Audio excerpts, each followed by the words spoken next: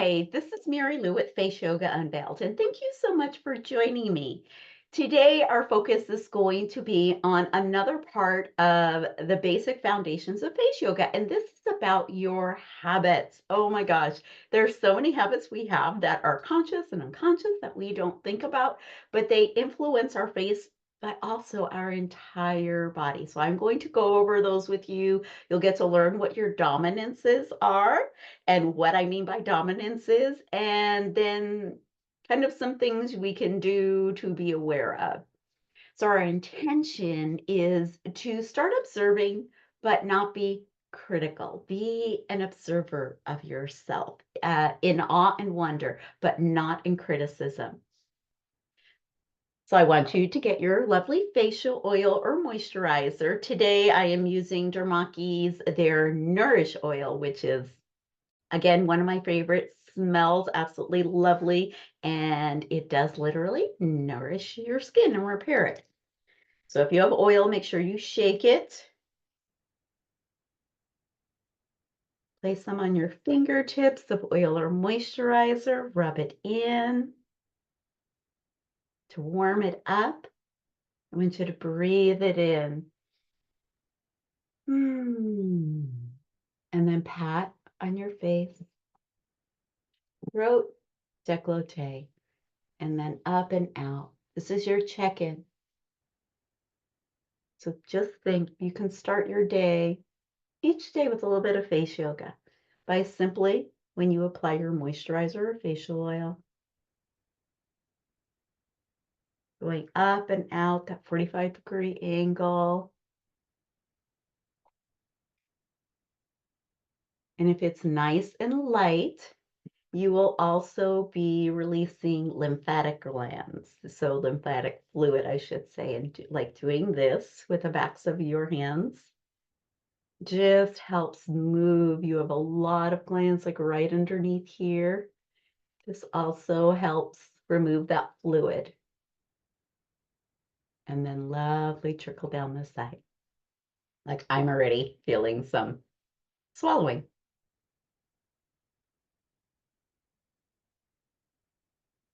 Okay, let's close our eyes. And I want you to breathe in through your nose and out through your nose. And again, breathe in and out. This time, breathe in for a count of 3. Hold for a count of 3.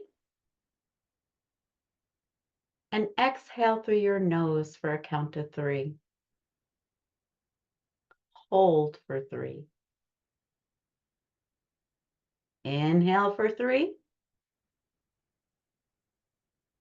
Hold for 3. Exhale for 3. Hold for 3. One more round. Inhale for 3. Hold for 3. Exhale for 3. Hold for 3. Now just inhale and exhale however it's comfortable. You can continue with that method that is called square breathing. So breathing in for a certain number of counts, holding for a certain number of counts, that breath in, exhaling for the certain number of counts, and then holding that exhale for the certain number of counts. So it's a great calming breath. It helps calm your parasympathetic system. I will use that if I'm noticing that I'm getting nervous or anxious about something.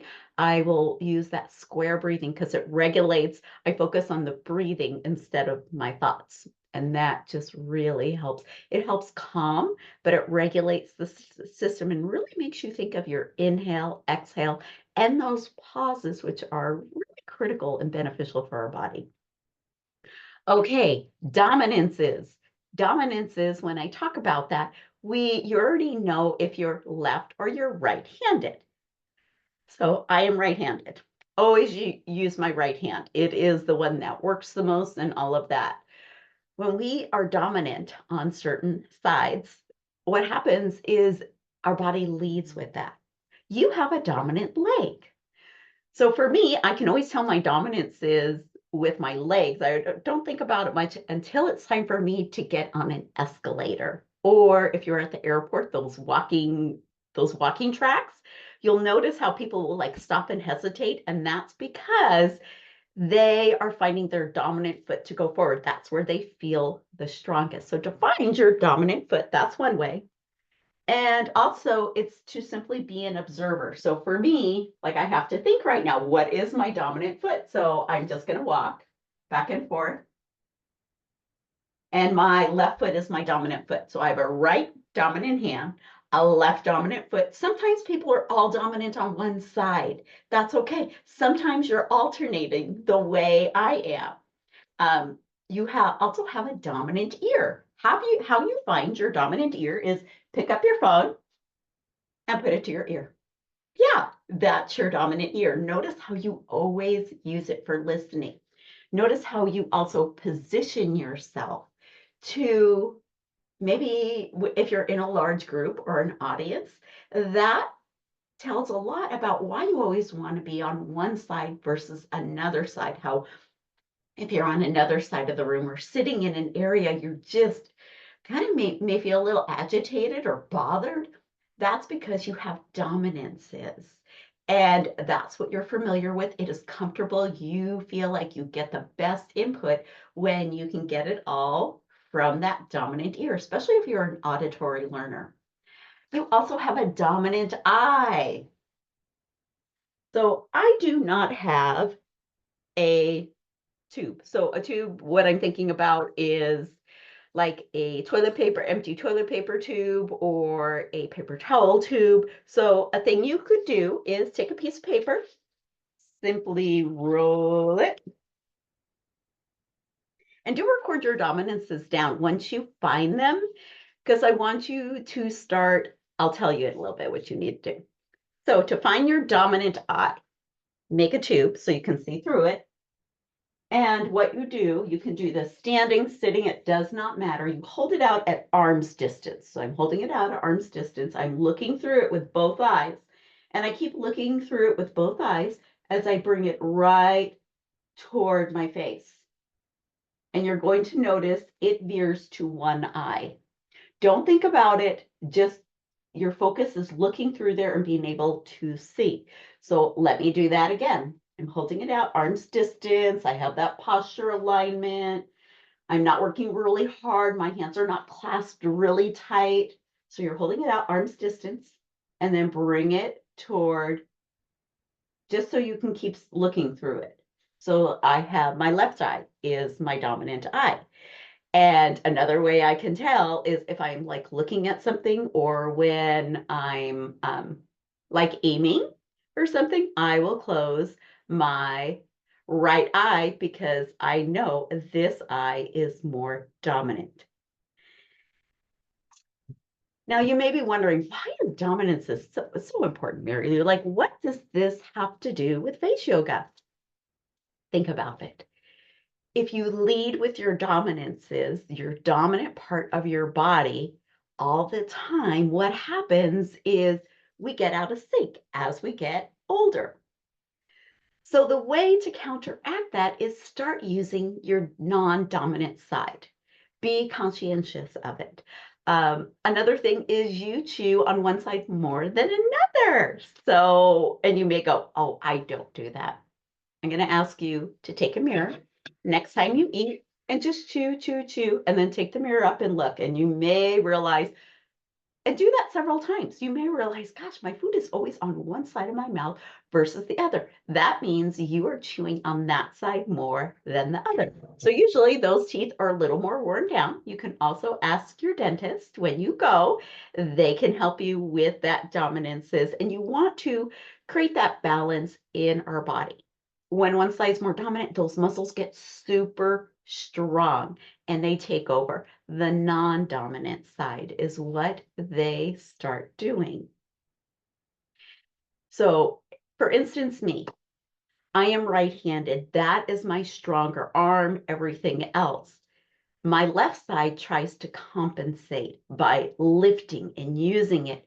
So my left side is where I hold so much tension. It's like, why is it only one side? For me, that's how my body compensates for less strength on my left side. Now, I am left side dominant. So my right eye, I have to work with face yoga on really working my right eye. Okay, left eye, right, left. My right eye. Okay, because this eye is like, I've got it covered. So this one goes, I really don't need to work it hard. I can be lazy. So I want to strengthen the eye muscles, the sphincter muscle that is around the orbicularis muscle that's around my eye by using like the eye opening binocular pose. All right. You can also do that with just one eye by opening and strengthening it, and it is a great pose to do. So dominance is, start thinking about that as you're just going about your day. Again, to not be critical. If you're left hand dominant, start using your right hand a little more. If you're right hand dominant, use the other side. So chewing, listening is probably the hardest one. For the eyes, again, doing your face yoga benefits because you strengthen both, and then your weaker side, you get to strengthen that so it becomes more balanced. Okay, that's why dominances are important and part of face yoga, why you find asymmetry in people's faces. So even with your smile, I am more dominant on my left side. So this side has tendency to not come up as far. So I've had to train this corner of my mouth to come up for that cheek muscle to work more. Again, dominant eye, dominant ear, it is taking control. And so just start noticing those, but no, there's a reason behind it. And then you're like, oh, it makes it like so much more like you are very scientific. So claim that. Okay? Claim that you are scientific and amazing because you are. Okay. Sleep, sleep, sleep, sleep. Your sleep position. This is like, this can be a tender spot for some people. You've been sleeping in a certain position because that's how you sleep. A lot of people that struggle with like neck lines and like they're called platysma bands when you get those thick, like you'll notice those deep lines. A lot of it is due to their sleeping habits. If you are a side sleeper and you sleep like this all the time, you're doing that for however many hours of sleep time. All right. After a while, those muscles, well, they're going to shorten on that side, but the skin, so remember the skin is attached to the muscle, so the skin's going to start tightening, which is why we do a whole lot of neck releases. Another thing is, so people are like, what's the best way to sleep? And that is truly on your back, because when you sleep on your face or your side, you've got that pulling and you're creating those wrinkles on your skin.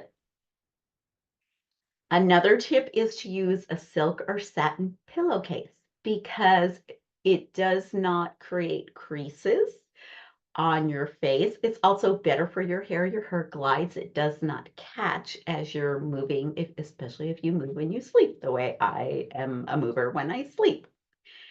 So you may go, well, I'm a side sleeper. How do I start learning how to sleep on my back? And one of the ways is props in your bed. So you roll up a towel and you can use it behind your neck. Even if you simply start sleeping on your back and go, I may change. That's okay. You're starting to shift a habit you've been doing for however many years. You are old.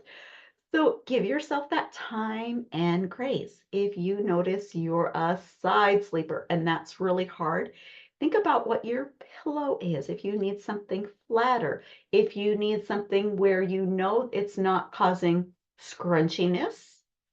So you notice how I'm scrunching my face. So if I'm sleeping like this and I wake up, well, yeah.